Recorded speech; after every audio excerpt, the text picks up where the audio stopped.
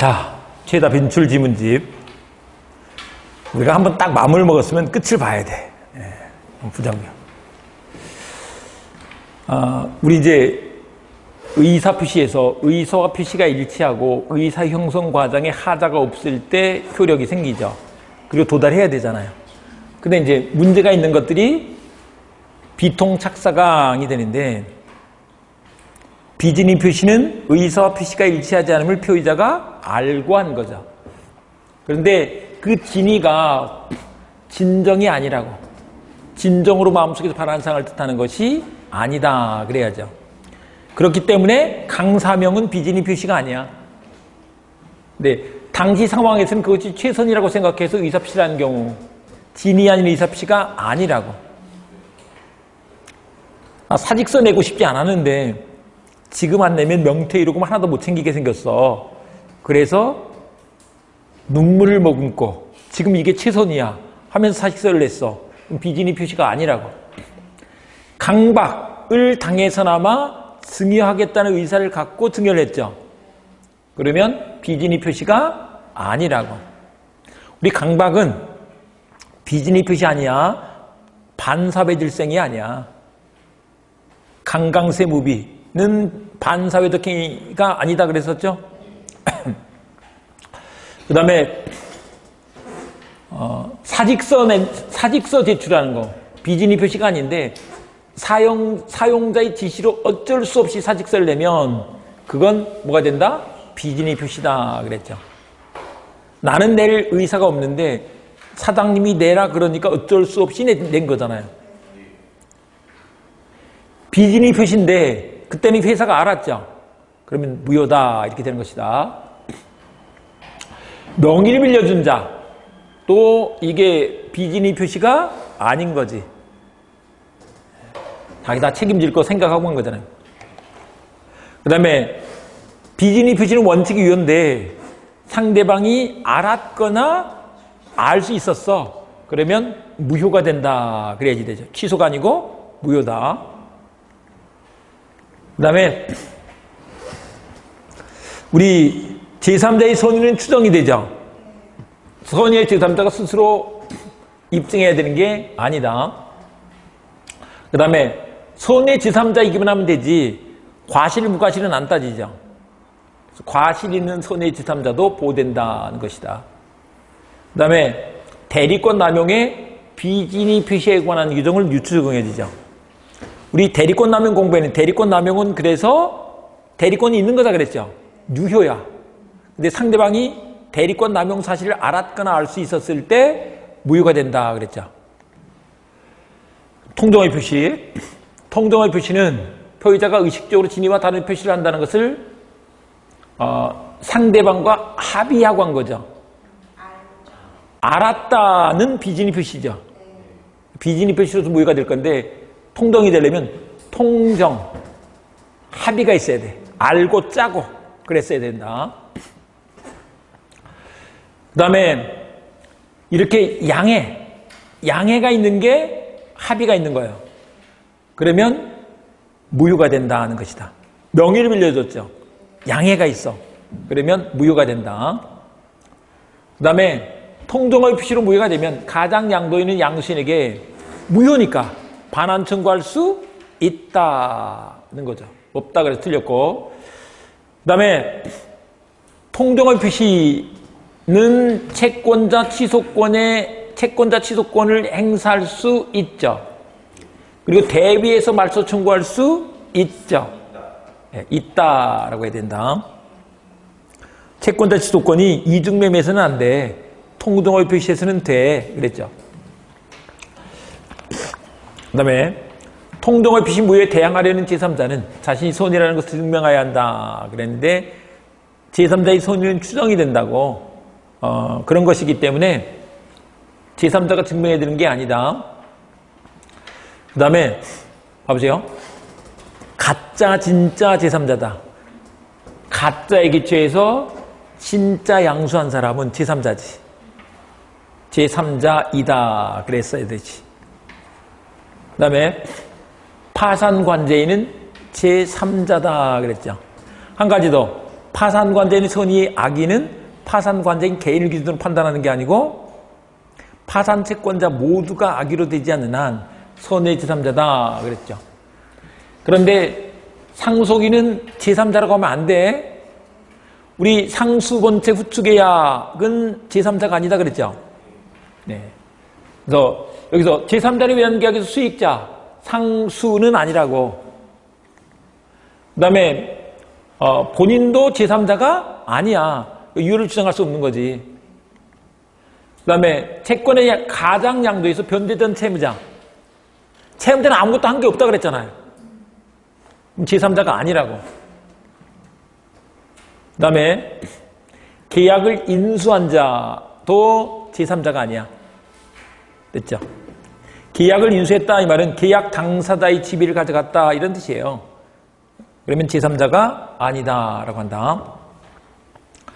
그 다음에 가장행위가 무효이더라도 증여, 가장매매는 무효라도 은닉행위로 증여를 했어. 증여는 유효다 그래야지. 네. 그래서 13번 X다. 차고 보시면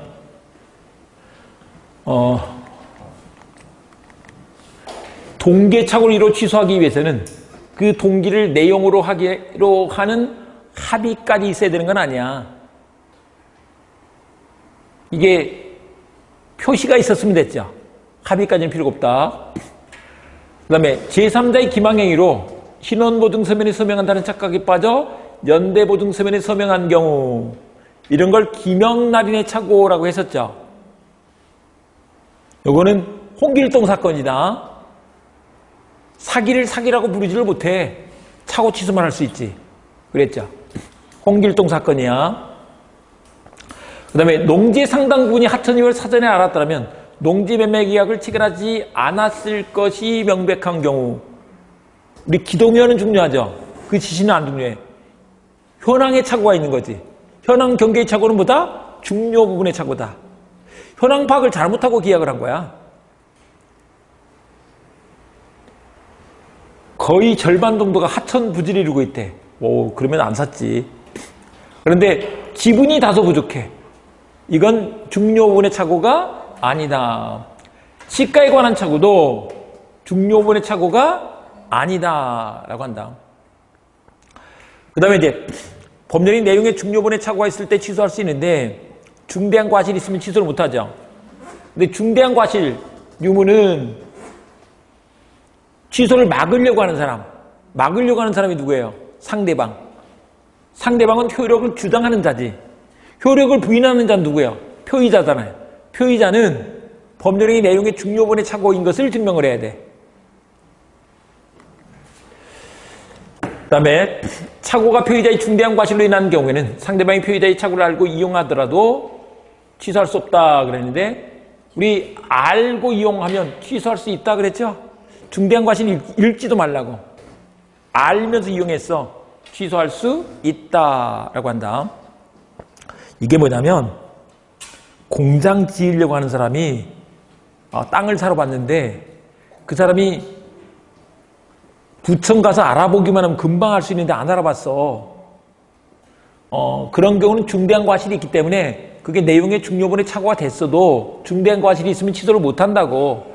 근데 매도인도 저 사람이 지금 공장 지으려고 하면서 알아보지도 않고 막 덤비네. 내가 내가 파는 게 급해. 알고 이용해서 그냥 계약을 해버렸어. 아무리 급해도 인생을 그렇게 살면 돼, 안 돼? 안 된다고. 그래서 그런 경우는 취소할 수 있다. 이렇게 된다고. 됐죠? 그 다음에 상대방이 착오자의 진위에 동의하면 취소할 수 없다 그랬죠. 우리 960에 팔려다가 695로 표시를 잘못했어. 내용의 중요분의 착오가 돼서 취소하려고 하는데 그쪽에서 알았어. 내가 960 줄게 라고 했단 말이에요. 그러면 취소하면 안 된다고. 그 다음에 이제 경과실로 착오에 빠져서 의사표시를 취소했어. 경과실일 땐 취소할 수 있죠. 그랬더니 취소한 상대방 입장에서는 나한테 손해가 생겼네. 취소야. 그 손해배상해. 이렇게 나온다는 거예요. 근데 우리 경과실일 때는 취소할 수 있다고 취소를 했는데 적법하게 취소한 거 아니에요. 적법한 걸 불법이라고 하면 안 되지. 불법 행위로 인한 손해배상 책임을 지는 것이 아니다. 그 다음에 착오가 있어서 하자 있는 걸 샀어. 그때는 담보 책임도 물을 수 있고 착오 취소할 수도 있다. 담보 책임만 주장할 수 있다 그러면 틀린 거지. 그 다음에 매수인의 채무불이행 의지로 매도인 계약을 적법하게 해제했다면 해제 후에도 뭐 할 수 있다고? 착오 취소할 수 있다 그랬지. 유명하죠. 그 다음에 사기 강박에 의한 의사합시가 나와 있는데 여기서도 일단 분양회사가 상가를 분양하면서 그곳에 첨단 오락타운을 조성하여 수익을 보장한다는 다소 과장된 선전 광고를 한 것은 사기가 아니다. 수익 보장 광고 이런 건 사기가 아니라고. 시가를 약간 뻥친 거야. 이런 건 사기 아니야. 그러면 다 장사하는 사람들 다 사기치고 있는 거다. 우리말로는 사기 맞긴 하죠. 그렇지만 법에서는 사기라고 하면 안 된다. 이 말이죠. 그 다음에 공동묘지가 있는 것을 알리지 않고 분양을 해버렸어. 사기다. 그 다음에 토의자가 제3자의 사기로 의사합시를 한 경우 상대방이 그 사실을 과실 없이 알지 못한 때에도 취소할 수 있다 그랬는데 우리 제3자의 사기로 의사합시를 했을 때는 언제만 취소할 수 있다? 상할 수일 때만. 이거는 과실 없이 알지 못한 그 말은 상선물을 말하죠. 선이 무과실이면 취소할 수 없다는 것이다. 5번도 같은 얘기고요. 그런데 대리는 제3자가 아니다라는 거죠. 대리인이 만약에 사기를 쳤어. 그러면 그런 거 안 따지고 취소할 수 있다. 상할 수 안 따져. 그 다음에 기망에 의하여 하자 있는 물건을 매수한 경우 매수인은 담보 책임만을 주장할 수 있고 사기 취소할 수 없다 그랬는데 사기 취소할 수도 있다고. 사기 취소할 수도 있고 담보 책임을 물을 수도 있다는 것이다.